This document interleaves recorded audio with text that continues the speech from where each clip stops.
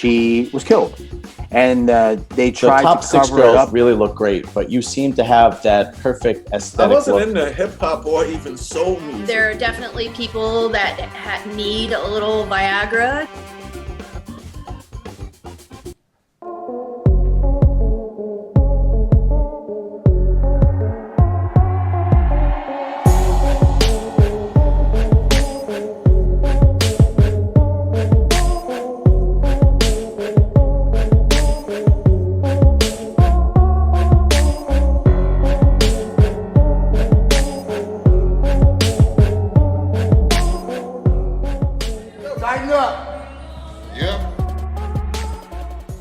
I'm Dave Palumbo, founder of Species Nutrition. From my earliest bodybuilding days, I believed in only putting the best in my body, and that lives on in the Species Nutrition line of products. I put my name and reputation on every bottle of Species Nutrition products. If you want to be your absolute best, join the evolution. Hey guys, we're super excited to be here at the LA Fit Expo. It's our third year in a row. And what we're going to be doing today is we're going to be launching a tasty pastry. It's a low-carb Pop-Tart. It's got 3 to 4 grams of net carbs. And we love this show. This is our best place to be in LA.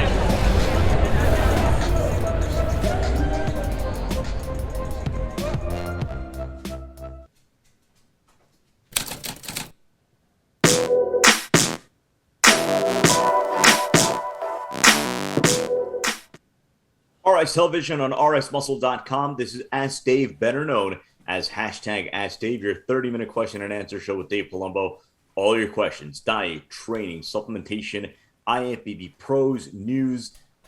This past weekend's Arnold Classic, the Olympia coming up in a week and a half, whatever's on your mind, it is all on the table. So now bringing Dave Palumbo. Dave, obviously this past weekend, the Arnold Classic, seeing Nick Walker win in his Arnold Classic debut. And then, of course, a number of storylines and controversies following the show, really setting up the table nice for a week and a half leading into the Olympia. We always like good storylines, right? We always like drama, right? Because that always makes the Olympia that much more exciting. And, you know, let's face it, we all like, you know, we don't want everything to be status quo. It's too boring that way. So, look, the fact that Nick shook up the lineup and beat everyone after predicting victories is great. You know, even if he comes in like 6th at the Olympia or 7th, it doesn't even matter anymore. He made a huge statement this year by winning his first, well, not his first push-up, but winning the first show of the year that he competed in, and then following that up with the Arnold victory. I mean, that's a stellar year right there. That's a Hall of Fame year right there. So, if he follows it up with a consistent, appearance at the Olympia, no matter how he places, I think he's on everyone's radar now as a superstar. And look, that's what he wanted to do. He wanted to raise his stock up. How high can he go? We can make predictions all day long. Can he win the Olympia? Yeah, I'm sure he can if Ramey's off and Hadi's off and Bonak's off. He's going to have his work cut out for him. It's a much tougher lineup. But one thing that he's shown that I think that probably I haven't really seen since Phil Heath is that he's consistent.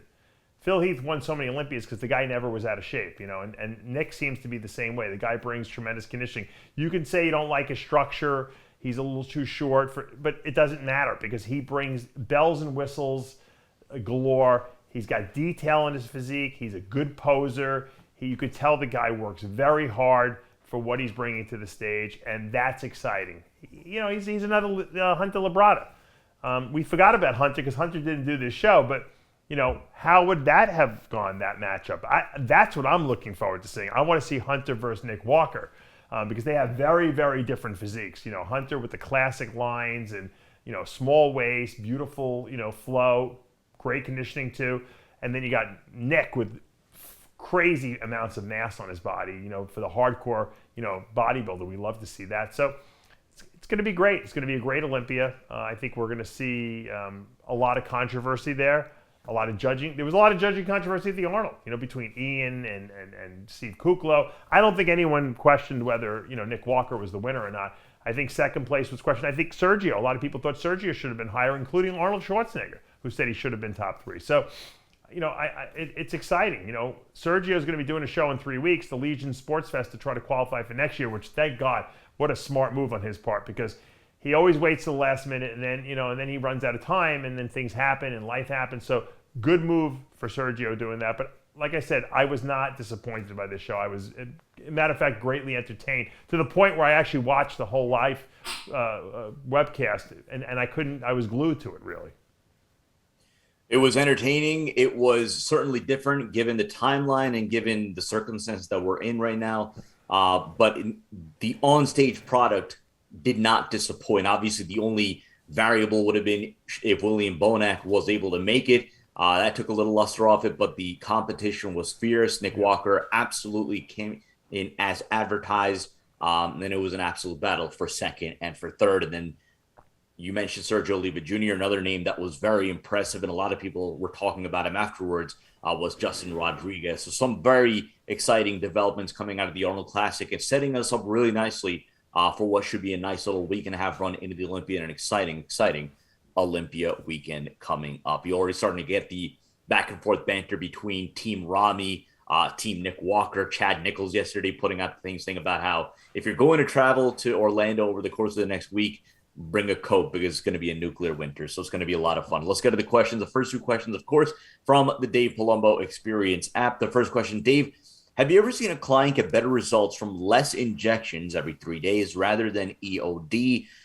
Client's body comp appearance better with less injections. Is there a reason behind this, or have you seen this before?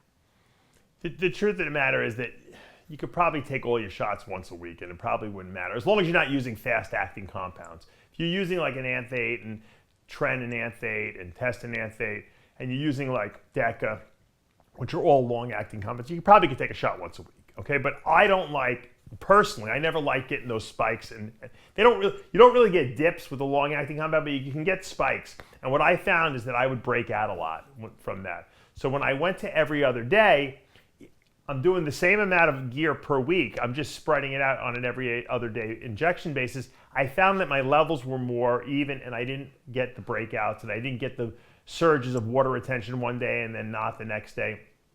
That was just me, anecdotally, empirically witnessing this. And I've seen it with other clients too, especially guys that are very prone to breakout. When you take too many shots, when you take too high amount, fewer times a week, you tend to have big peaks and valleys, and then you get breakouts.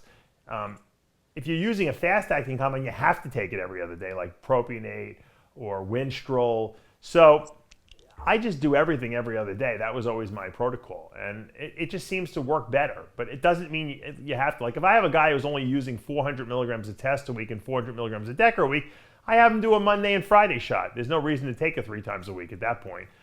Because it's a small dosage. But when you're going into the thousands of milligrams, 1,000 tests, you're using 600 EQ, and you might have another compound, you might have 300 master on it, spread it out 3 shots at least a week.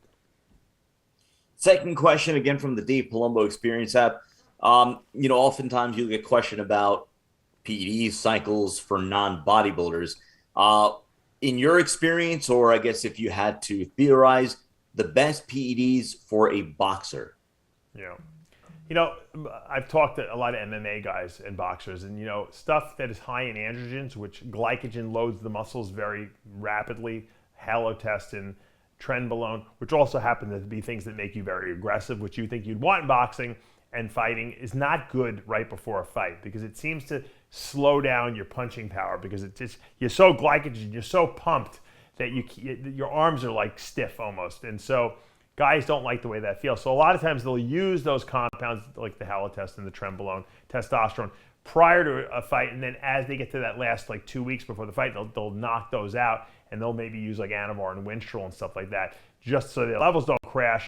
But because the aggression's not going away in 2 weeks, but they lose that massive pump in their arms and their legs and all that stuff. And so they find that they can fight better. Now, some guys don't feel like they can practice well enough. So in those cases, you might just want to avoid those drugs or do very low dose. But steroids are steroids. I mean, if the runners use a little bit of testosterone, mostly Winstrol, stuff like that. They used to use Primobolan when there was real Primobolan around, because those compounds don't. Once again, same thing for runners. You don't want stiff. You want the muscles to be very lax. Matter of fact, Victor Conte always said that, steroid testing at the Olympics is like a fucking IQ test. No one even uses them right before the Olympics. They stop them. They use them in training season. Then prior to the event, prior to the Olympics, they actually stop the steroids because they've already built all the muscle they need. Now they want to just use, they want their muscles to get nice and loose and be able to run faster and not be heavier than they need to be, because the steroids obviously will hold more water and stuff like that. So a lot of them discontinue it. So, depending on, how you feel on them, that will dictate what you can use and for how long you can use it. But obviously the high androgen stuff is nice to train on, but then cut it out towards the fight. Let's get the elephant out of the room right away. Of course, we're now going to go to our Instagram question. If you're not already following us, official_RxMuscle. If you're not already subscribed here on YouTube, hit the subscribe button below, hit the notification bell. Just like this past weekend of the Arnold Classic and with everything that we were putting up throughout the course of the weekend. In a week and a half, we're going to be in Orlando, Florida for the 2021 Mr. Olympia weekend. So between all the interviews that we're going to be doing, all the prejudging wrap-ups, finals, night show, everything, you're going to want to subscribe. You want to hit the notification bell. You're not going to miss anything that we're going to be putting up over the course of the next 2 weeks. Elephant in the room.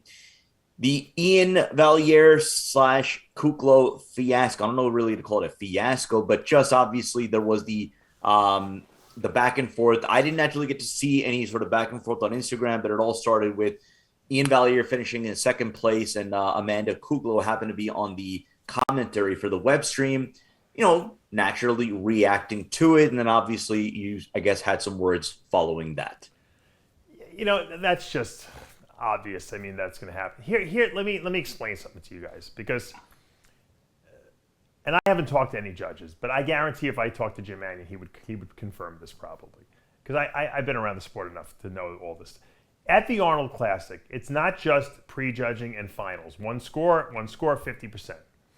Arnold, a couple of years ago, said he wanted the posing round to be scored so it would force these guys to do good routines. And if you remember, back when Cedric lost to Kai Green that year, Cedric actually won prejudging and finals comparisons, but he lost the posing round to Kai, who obviously had the best routine. And Cedric's not a bad poser, don't forget. He's a great poser.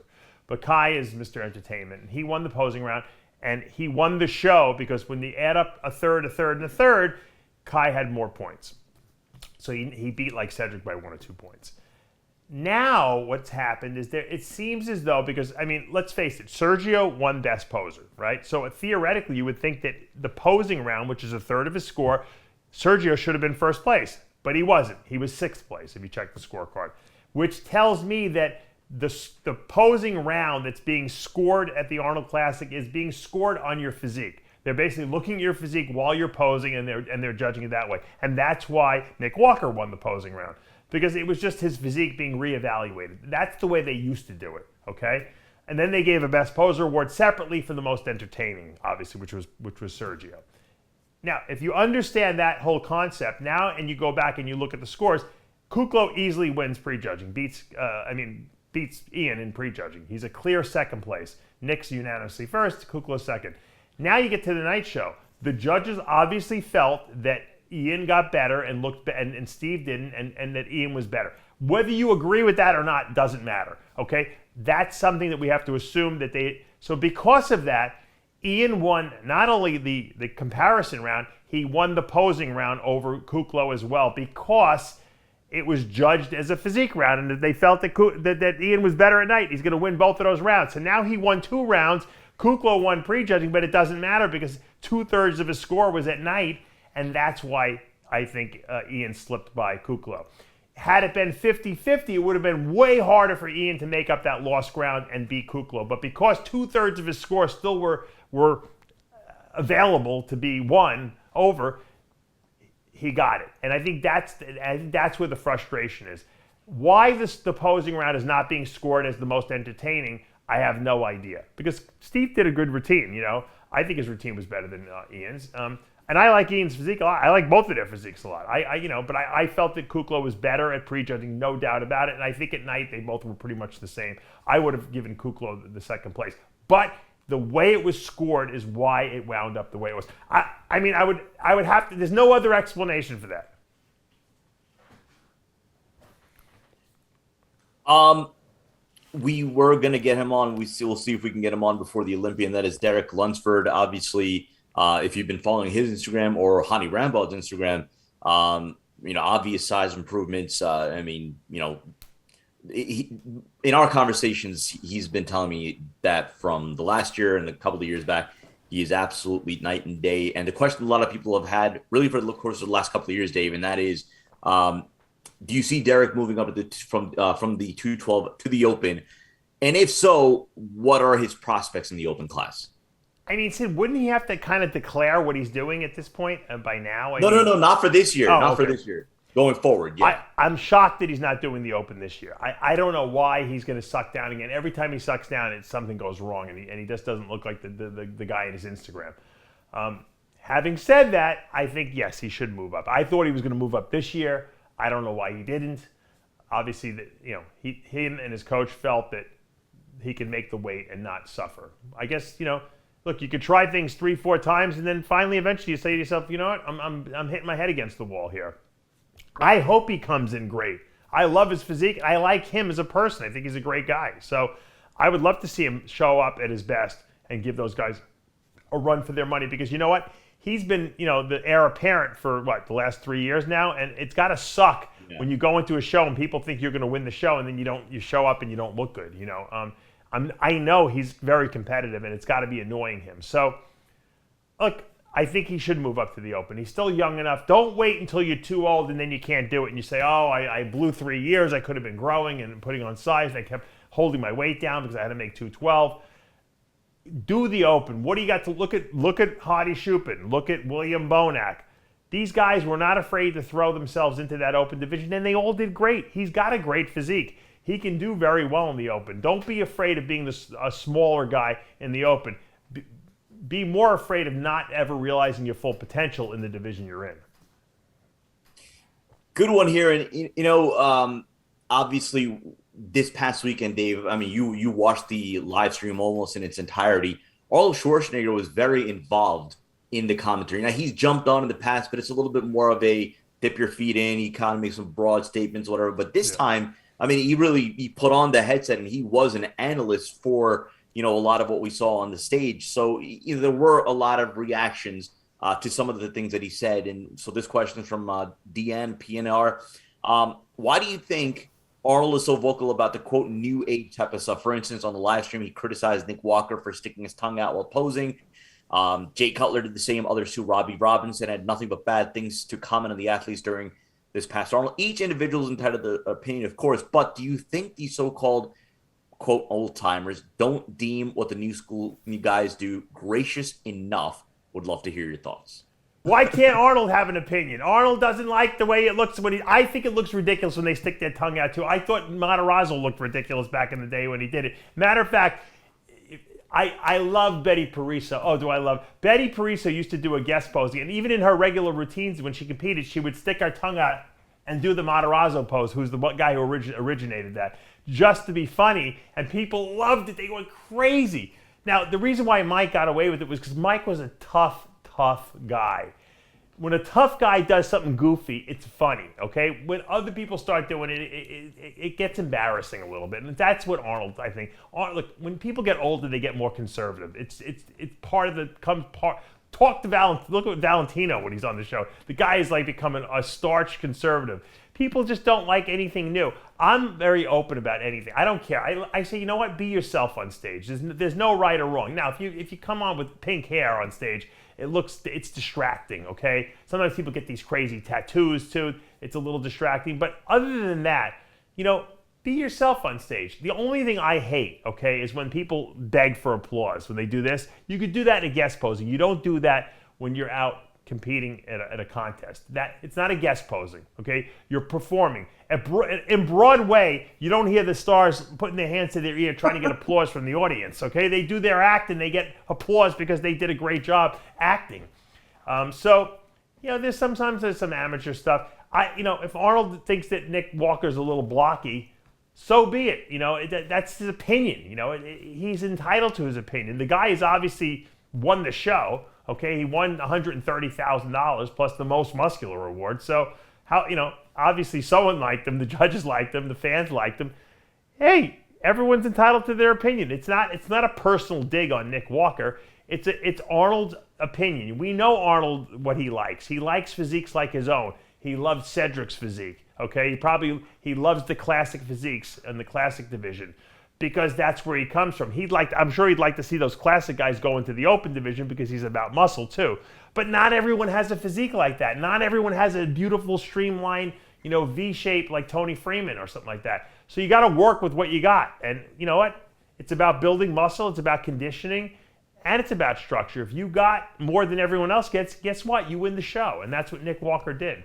So, Arnold could have all the opinions he wants. It doesn't mean that he doesn't like Nick Walker or he doesn't love the sport. He's giving his personal opinions. And I like that he's not afraid to say that because I hate watching a broadcast where people are just praising everyone left and right about how great. They're always trying to find something nice to say about everyone, even if the guy's in terrible shape, So, I know Arnold was harping on Nick's varicose veins in his lower legs. He's got a problem there. It's obvious, and hopefully he can get taken care of. He's young. He obviously has, and I'll do a video on that about what causes varicose veins. But, it's probably genetic. Probably his mother has them too. It probably runs in his family. You can't escape your genes at the end of the day. I've been trying, and the older I get, the more I turn into my father. And that's just going to happen to all you guys out there. So remember that. Let's go to Taylorvation. Thoughts on doing one-arm dumbbell rows on a bench as opposed to holding on to something?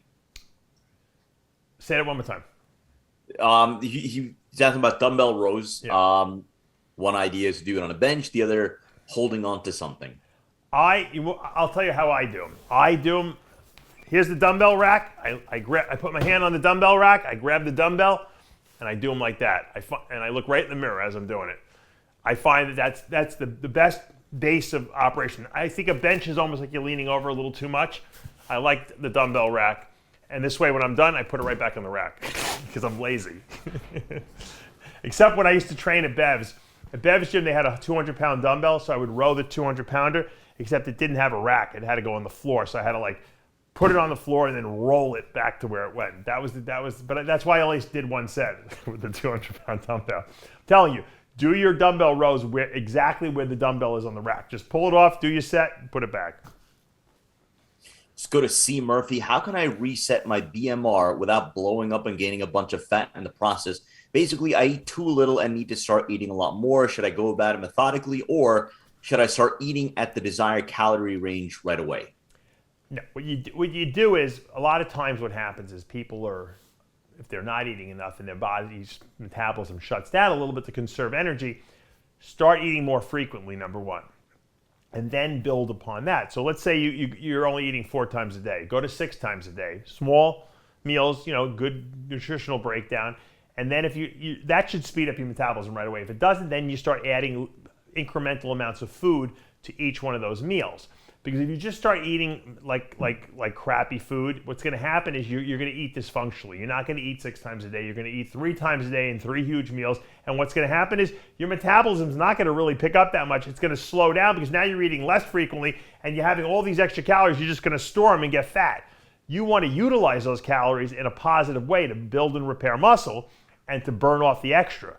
And that you only do that when you're eating frequently throughout the day.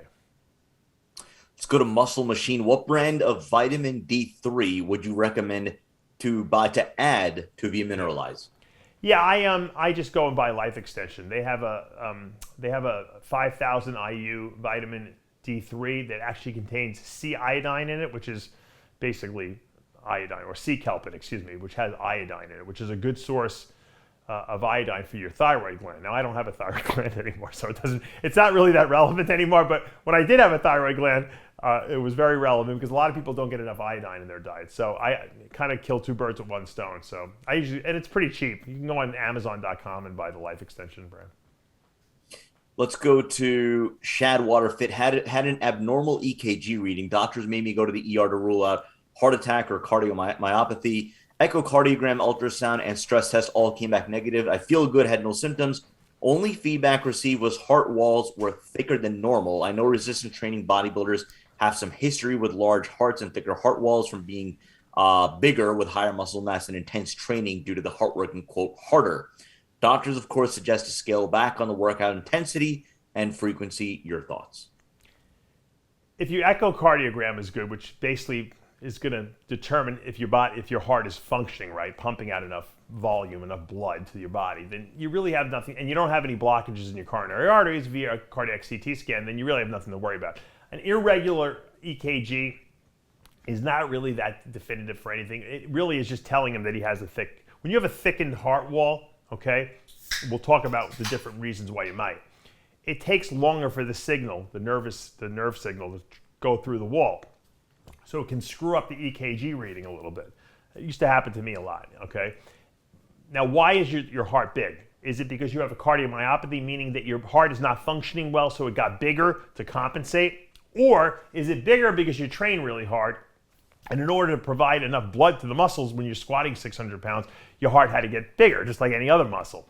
You know, when I had my arrhythmia diagnosed in 2014, they told me, oh, your heart is, your left ventricle is very thick, and and that's why you have this arrhythmia, and no one knew why. They couldn't duplicate it or anything like that. And as backup, because I had just had I was married and I'm gonna have kids, I got my defibrillator just to play it safe. I've never had an episode, but luckily. But as the last couple of years between COVID and having my third kid, and my wife and I had having enough time to go to the gym, I really haven't worked out very much other than in my house. And every year I go for a cardiac CT scan to check my heart to see how everything's doing, and my heart is normal size now. It's not even big. It's normal. They told me impossible to reduce the size of your left ventricle. It's not thick anymore. Why is that? Because I'm not training heavy anymore. My heart was never big because there was something wrong with it. It was big because I was demanding that it get big because I was training. I had what's called an athletic heart. So these doctors, it's like when you go and you have high liver enzymes on blood work, 99% of the time it's just because you're training hard in the gym, you're breaking down muscle tissue. Those muscle cells are leaking metabolic enzymes into the bloodstream, which are the same enzymes that are in the liver, and so they say you have a liver problem. Meanwhile, you go for a scan of your liver, it's fine. And I see that in bodybuilders all the time. So there's an athletic heart versus a pathologic heart. Now, there are some bodybuilders who have a pathological heart. They have a heart that's not only big from training, but it's also big because it doesn't function well. But you have to define between the two. So it seems like your echocardiogram is good. I wouldn't worry about the EKG. If you feel good, you're training good, and nothing else is bothering you, you got your cardiac CT scan where you see your blood vessels are not blocked, don't worry about it. You have an athletic heart more than likely. Take 2 or 3 more questions. Victor E. Fitness, is it true? Actually, no, I'm going to take this other one first. It's about cramping while squatting. Dave, I need your help from JP Fit. Why do I always cramp during my first set of squats? It continues throughout the whole day after them as well. I work out in the mornings. Electrolytes and hydration never seems to be the issue. So what else could be contributing to him cramping during the first set of squats? Yeah, he didn't really say when he does his squats. So, like in the morning, I'm always very dehydrated because my body flushes fluids overnight. I can pee 10 times a night sometimes, especially when I was dieting for shows. So when you wake up in the morning dehydrated, not the best time to work out. That's why I always worked out later in the afternoon. You need to, when I would squat, okay, or I would, do any kind of legs, my cramping would occur when I got the hamstring curls after the squatting and leg pressing was over. And it was brutal. And what I noticed was if I started drinking like a Gatorade Zero or even a regular Gatorade if I wasn't dieting, or something, a Powerade, something like that with electrolytes in it, even the Amino Evolve that I make now has electrolytes in it with the amino acids, it will negate that, okay? So you have to drink a lot of fluids with some kind of electrolyte solution in it while you're training legs. Not just when you feel the cramping, you want to prevent it from getting to that point because a lot of people do dehydrate overnight and sometimes they wake up more depleted than they know. So you have to make sure you hydrate. You know what I do first thing in the morning? I still do it. I do it to this day. I wake up, I brush my teeth, I do all my stuff, and then before I go up and, because my wife's getting the kids ready, I take a glass of water, actually this glass, and I'll fill it, this is Amino Evolved here, but I'll fill it up with water, literally to the top, and I will guzzle it down like I'm doing a protein shake. I don't want to drink that much water, but I know that I'm that dehydrated because I pee so many times a night. And I'll tell you, since I've been doing that, I've been doing it for a long time, I feel so much better. If I don't do that, like if I forget, sometimes like if I'm in a hotel room and when I'm traveling, I won't do that. I feel like crap for like the first 2 hours of the day because I have almost like a hangover. I feel like I have a headache. Same thing, if the muscles get dehydrated, they will not function properly, especially when you're demanding that they do like intense activities like squats. Another good thing to do also is after you make sure you're hydrated, stretch out before you squat. That's the only exercise the only body part that I would stretch prior to doing, okay? Because it's a compound movement you're doing, okay, number one. It's using it, like 3 different joints between your ankle, knee, and hip, joint, plus your back. Your body has to engage in a lot of, it's got to engage a lot of muscles to do this. So make sure you're well hydrated and well stretched out. Let's go to Victory Fitness. Is it true that Aromatase has the power to raise IGF and is a superior AI over Aromatics? There's probably some research to show that, but I don't see why it would. Blocking the conversion of testosterone to estrogen, which is what an aromatase inhibitor does. Aromasin, Femara, Arimidex, also known as anastrozole, letrozole, and exomethystane. Those are all the same names for the same 3 compounds. They all do the same thing essentially. They block the conversion of the molecule testosterone into estrogen. Why one would cause an increase in IGF-1 levels and the others wouldn't, I have no idea. I'd like to see the research on that.